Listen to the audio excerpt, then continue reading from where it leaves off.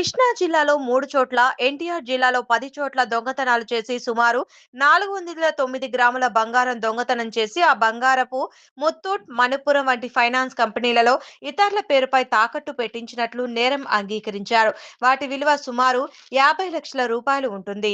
విలేకరుల సమావేశంలో కేసు వివరాలను గన్నవరం డీఎస్పీ సిహెచ్ శ్రీనివాసరావు వివరించారు. వివరాల్లోకెళ్తే 4-3-2023 తేదీ ఉదయం 11 గంటల నుండి 11:30 సమయంలో కోలవెన్నువారి వీధి, కంకిపాడు గ్రామం, కంకిపాడు మండలంలోని కంకిపాటి శివశంకర్రావు డ్యూటీకి వెళ్లిన తరువాత వారి భార్య కంకిపాటి జయలక్ష్మి గుడికి వెళ్తూ ఇంటికి తాళం వేసి పిల్లలు వస్తారని ఇంటి తాళం పక్కన కిటికీలో పెట్టి వెళ్ళగా తిరిగి వచ్చి చూడగా ఇంటి ఎదురుగా సుమారు 25 సంవత్సరాలలోపు వయసు కలిగి తెల్ల చొక్కా, నల్ల ప్యాంట్ ధరించిన వ్యక్తి లోపల నుండి వస్తూ అతన్ని విచారించగా సరైన సమాధానం చెప్పకుండా వెళ్లిపోయినట్లు లోపలికి వెళ్లి చూడగా బీరువా తెరిచి ఉంది.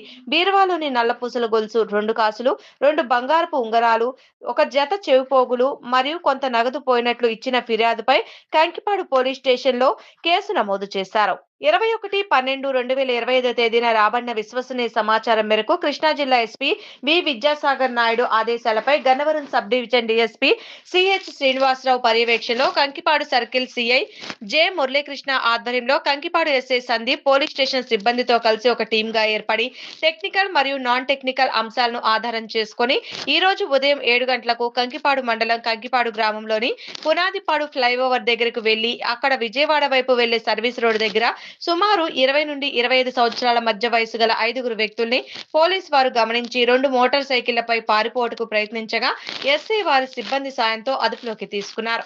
వారిని అదుపులోకి తీసుకుని విచారించగా పగటిపూట దొంగతనాలకు పాల్పడుతున్నామని రాంబాబు మరియు మిగిలిన నలుగురు ముత్తూట్, మణపురం వంటి గోల్డ్ ఫైనాన్స్ కంపెనీల్లో వారి పేర్లపై బంగారాన్ని తాకట్టు పెట్టగా వచ్చిన ధనంతో జలసాలకు ఉపయోగించుకున్నట్లు నేరం అంగీకరించారు.